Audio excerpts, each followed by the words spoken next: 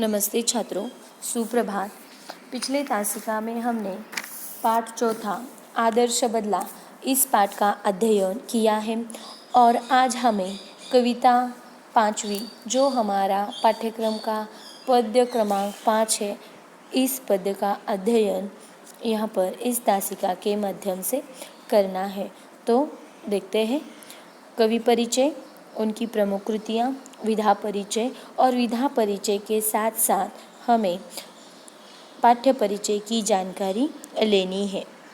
तो देखते हैं कवि परिचय। कविता 5वीं अ गुरुबानी, कवि गुरु नानक।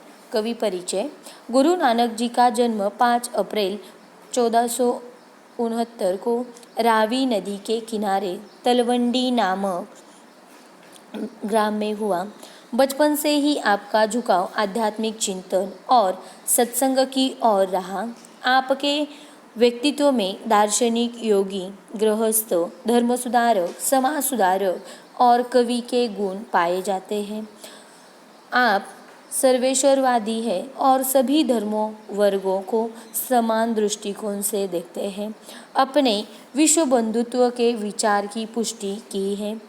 आपके भावुक और कोमल हृदय ने प्रकृति से एकात्म होकर अभिव्यक्ति की और वह अनूठी है।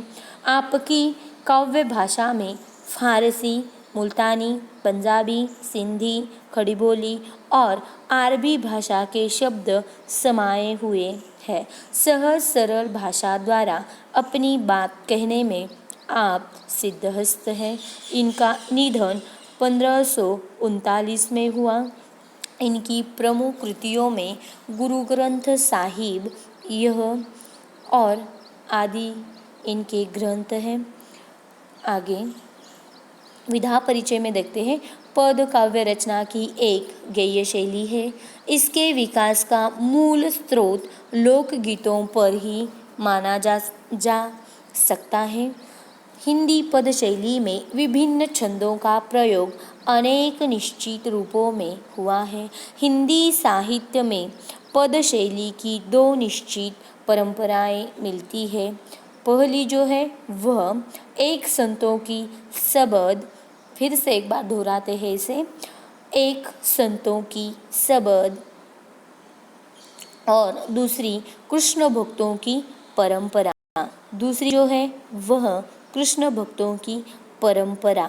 इस तरह से यह हो गया विधा परिचय और इसके साथ हमें पाठ्य परिचय देखना है। प्रस्तुत दोहों तथा पदों में गुरु नानक ने गुरु की महिमा, कर्म की महानता, सच्ची शिक्षा आदि विषयों पर अपने विचार व्यक्त किए हैं।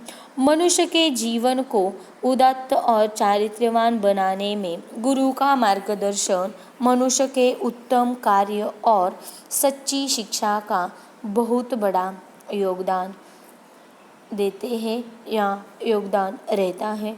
गुरु द्वारा दिया जाने वाला ज्ञान ही शिष्य की सबसे बड़ी पूंजी है और संसार मनुष्य की जाति का नहीं अपितु उसके उत्तम कर्मों का सम्मान करता है।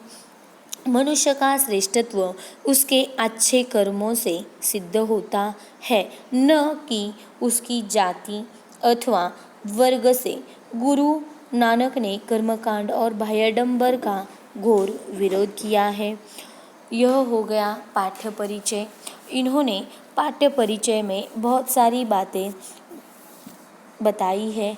उसमें बताया है कि गुरु का महिमा, कर्म की महानता, सच्ची शिक्षा और मनुष्य को या मनुष्य के जीवन को उदात्त और चारित्र्यवान बनने के लिए गुरु का मार्गदर्शन किस तरह से आवश्यक है।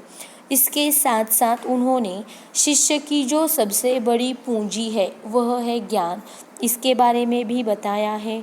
और इसके साथ साथ सबसे महत्वपूर्ण बात बताई है कि मनुष्य के कर्मों से उसका श्रेष्ठत्व बनता है, न कि उसके वर्ग से, न कि उसके जाति से। और नानक ने कर्मकांड और बाह्याडंबर के बारे में भी कहा है। वे उसके प्रति विरोध या उन्होंने उसका विरोध किया है। यह हो गया पाठ्य परिचय। अब हमें काव्य का वाचन करना है। देखते हैं काव्य। नानक गुरु न चेतनी मनी अपने सुचेत, छूते तिल बुआड़ जीव सुए अंदर खेत, खेते अंदर छूटा कहू नानक सऊ नाह, फली अही फुली अही बपुड़े भीतन विच स्वाह। आगे।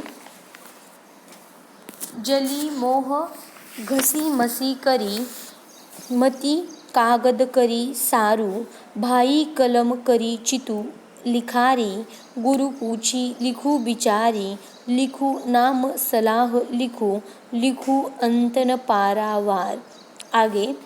मन रे अहिनिसी हरिगुण सारी, जिन खिनु पलू नाम न बिसरे ते जन विरले संसारी, ज्योति ज्योति मिलाइए सुरति सुरति संजोगु, हिंसा हो में गतु गए नाही साहसा सोगु, गुरुमुख जिसु हार मनी बसे तिसु मेले गुरु संजोग। आगे।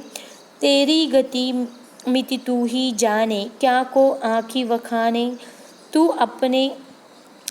आपे गुप्ता आपे प्रकटू आपे सब रंग भाने, साधक सिद्ध गुरु वहु चेले, खोजत फिरत फरमाने, समही बधु पाई इह भिक्षा तेरे, दर्शन कऊ कुरवाने, उसी की प्रभु खेल रचाया, गुरुमुख सो भी होई, नानक सब जुग आपे वरते, दूजा और न कोई।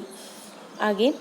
गगन में काल रविचंद दीपक बने, तारका मंडल जनक मोती, धूप मलयानिल पवन चंवरो करे, सकल वनराई कुलंत ज्योति, कैसी आरती होई भवखंडना तोरी, आरती अनहद शब्द बाजत भेरी।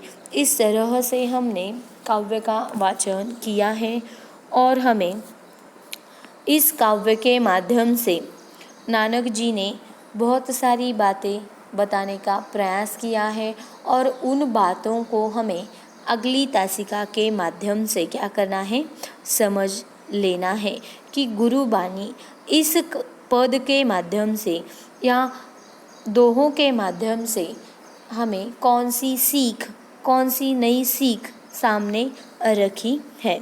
धन्यवाद।